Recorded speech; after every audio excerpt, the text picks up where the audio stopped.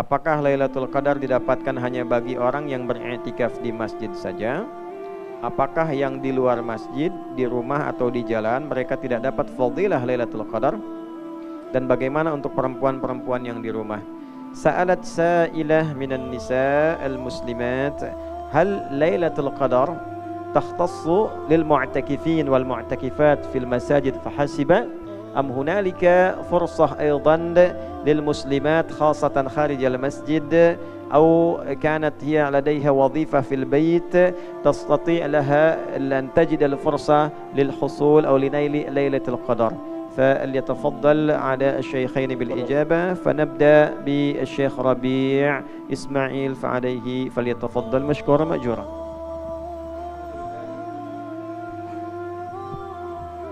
الحمد لله رب العالمين القائل في محكم التنزيل ورحمتي وسعت كل شيء، ونصلي ونسلم على سيدنا رسول الله صلى الله عليه وسلم.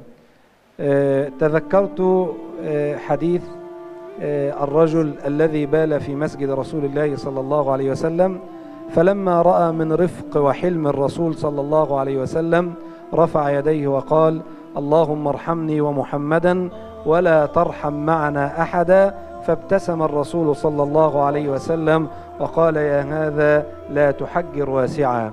فرحمة الله سبحانه وتعالى واسعة، وسبحان الله كما تفضل أخي وزميلي الدكتور علي عطية، كل عمل يفتقر إلى نية وإلى إخلاص النية لله سبحانه وتعالى. قال الله تعالى: وما أمروا إلا ليعبدوا الله مخلصين له الدين حنفاء. وقال رسولنا عليه الصلاة والسلام: إنما الأعمال بالنيات. وهذا الحديث صدر به جل بل كل العلماء كتبهم: إنما الأعمال بالنيات وإنما لكل امرئ ما نوى.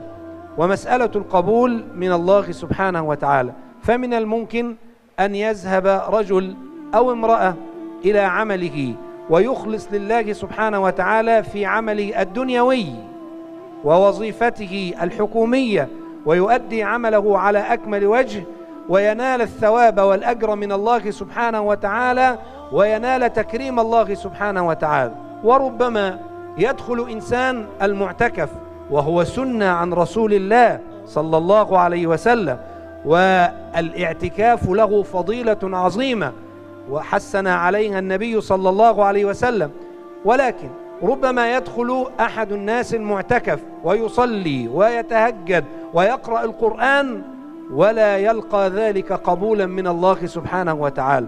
فالقبول بيد الله سبحانه وتعالى، ورحمة الله سبحانه وتعالى واسعة، لكننا نحث الناس على الاعتكاف ونحث الناس على هذه العبادة العظيمة كما بين السادة العلماء في حلقات سابقة فضل هذه العبادة لله سبحانه وتعالى. النبي صلى الله عليه وسلم كان إذا دخل العشر أحيا ليله وأيقظ أهله وشد مئزره صلى الله عليه وسلم يقبل على الله سبحانه وتعالى بالعبادة.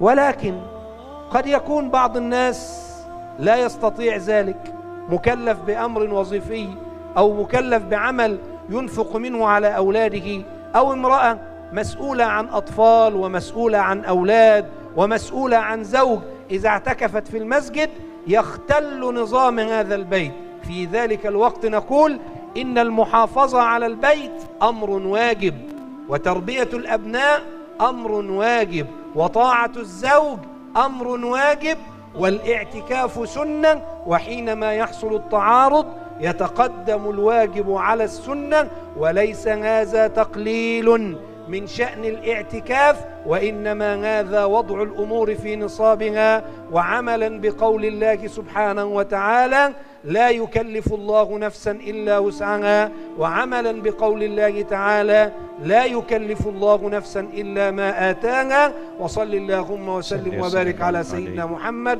وآله وصحبه أجمعين. أحسنت، ما شاء الله ما شاء الله على تلك الإجابة شاملة كاملة للسائلة. فترجمة تقريبا من هذه الإجابة الشاملة bahwa pertama beliau membuka dulu dengan kisah satu hadis. Saya kok dengar pertanyaan ini ingat satu hadis bahwa seorang laki-laki datang bergabung di Masjid Nabi, lantas kemudian berdoa, "Ya Allah, tolong rahmati aku dan rahmati aku bersama Nabi Muhammad, tapi jangan ikutkan yang lain, kami aja berdua," ya. Maka Nabi kemudian tersenyum, tertawa dan merespon, mengatakan, "Fulan, rahmat Allah itu luas, jangan batasi untuk personal saja, sepanjang itu punya nilai-nilai kebaikan." Nah, dari analogi ini dibawa sifat hukum, ya, dari kias namanya. Analogi ini dibawa ke sifat hukum, bahwa jangan simpulkan potensi untuk mendapatkan kemuliaan itu bagi yang i'tikaf saja. Rahmat Allah begitu luas. Ada yang bisa i'tikaf, ada yang tak bisa i'tikaf karena halangan-halangan tertentu. Maka timbanglah keadaannya. Bila memang dalam kondisi di rumah itu lebih utama yang harus dikerjakan, seperti merawat anak yang harus memang dijaga, tak bisa ditinggalkan, yang kalau dibawa pun ke masjid malah merusak konsentrasi kekhusyuan orang i'tikaf, ya. Kemudian yang kedua, ada ketaatan pada suami yang harus dilakukan di rumah, yang harus dikerjakan di rumah, sedangkan hukum menaati suami, merawat anak-anak hukumnya wajib, i'tikaf itu hukumnya sunnah. Maka ketika bertemu yang wajib dengan yang sunnah, didahulukan yang wajib. Adapun penerimaan di sisi Allah itu bergantung kepada ikhlas dan baiknya niat kita. Boleh jadi yang i'tikaf, dia baca Al-Quran, dia sholat, tapi tidak dapat keikhlasan dalam hatinya, belum tentu dia mendapatkan potensi kebaikan. Jadi kesimpulannya, kalau boleh saya sedikit menambahkan, ya, jika masuk 10 hari terakhir dari bulan Ramadan, syadda mi'zarahu ay i'tazalan nisa, beliau serius berpisah dengan keluarganya dulu, wa ahya layalihi, menghidupkan malamnya, hadhiyal miftah, ahya layali, hadhil miftah.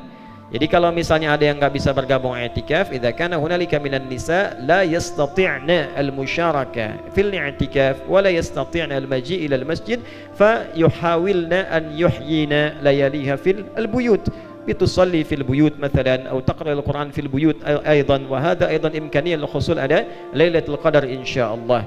Ya, ini bagian terakhirnya adalah wa aiqadha ahlahu, wa aiqadha ahlahu, bimakna hunalika ba'du ahlihi la yusharik fil i'tikaf fil masjid, yani ربما هو يحيي لياليه في البيت.